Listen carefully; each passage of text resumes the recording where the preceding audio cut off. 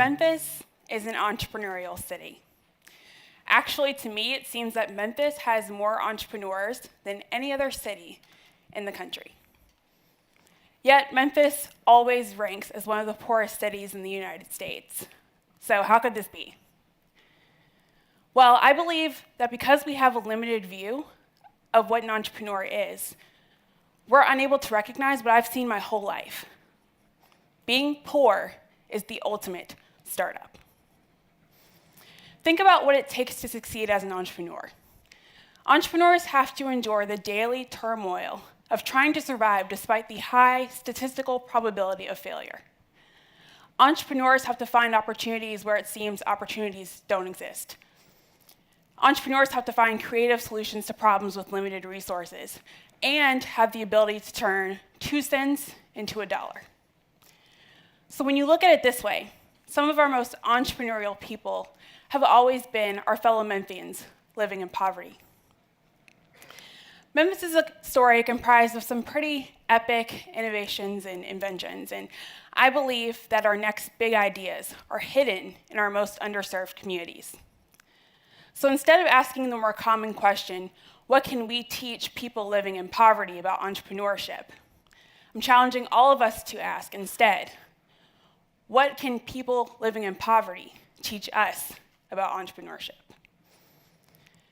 We've all heard narratives about individuals pulling themselves up by their bootstraps to acquire wealth. Meritocracy is a system which is based on the idea that the talented are those who are chosen to receive access to opportunities based on what they've achieved. The most significant flaw of this system, though, is that it discounts things like wealth and privilege. Contrary to popular opinion, very few of us acquire wealth solely through hard work.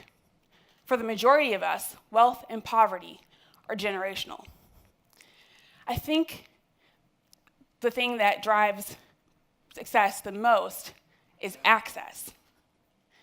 And I think the most significant lesson that we can learn from the system of poverty and apply to entrepreneurship in Memphis is the importance of access and how a lack of access actually holds us back individually and also as a city. Countless studies have shown that entrepreneurship is the greatest path to creating generational wealth. Being an entrepreneur for the past 5 years, though, has taught me that, like acquiring wealth, succeeding as an entrepreneur requires access. I moved to Memphis in 2009, and since that time, I've found that the most significant challenge to growing entrepreneurship in Memphis is not a lack of entrepreneurs. It's the limited paths to entrepreneurship that we're providing for people living in poverty, particularly those who are people of color. Let's be honest, we can't have conversations about poverty in America, let alone Memphis, without including race in the conversation. We tend to push this group of entrepreneurs towards starting mom and pops and nonprofits. Now, don't get me wrong, I'm not diminishing the importance of these businesses or the entrepreneurs who run them. I'm standing here in no small part thanks to my grandfather's decision to open a car detailing business in the 1960s. Many of these businesses have served as the cornerstones of our neighborhoods for generations. But I want to see Memphis build upon this legacy of minority entrepreneurship to ensure that people living in underserved communities have a place in the economy of the future, technology. Studies have shown that tech entrepreneurs climb the wealth ladder more quickly than those in any other sector. And technology accounts for 80% of the global wealth that we've acquired in the last 2 years.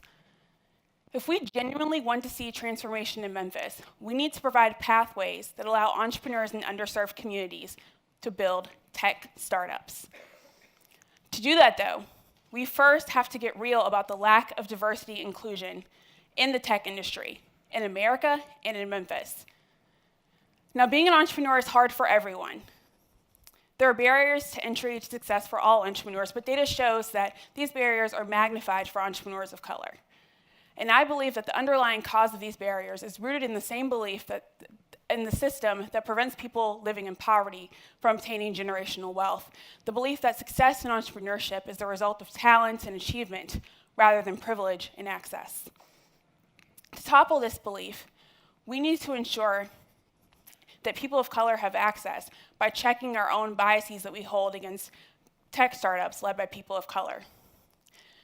I've gotten further than a lot of entrepreneurs, and I still grapple with the privilege and bias too many people of color face when navigating Memphis's tech ecosystem.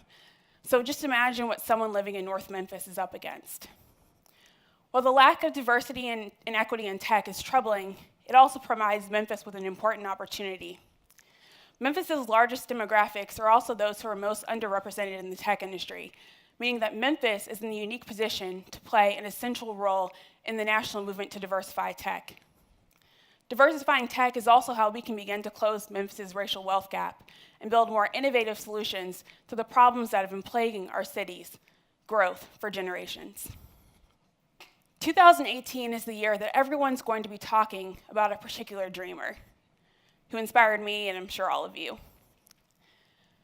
Pathways to generational wealth for African Americans have certainly opened up in the last 50 years, but they're still severely limited. My dream is a Memphis where the next Fred Smith looks more like the demographics of our city. My dream is for Memphis to step up and serve as a model for how to grow tech entrepreneurship as a path for people of color to access not only generational wealth, but fundamental human rights, agency, ownership, and dignity. If it can happen here, we can make it happen anywhere. But to crack the code, we need intentional and unapologetic focus on growing tech companies led by people of color.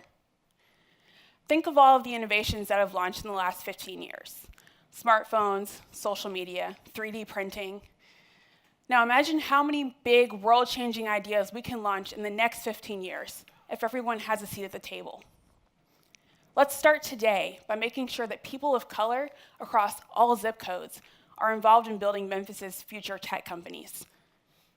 If we work together, then we can code the dream. Thank you.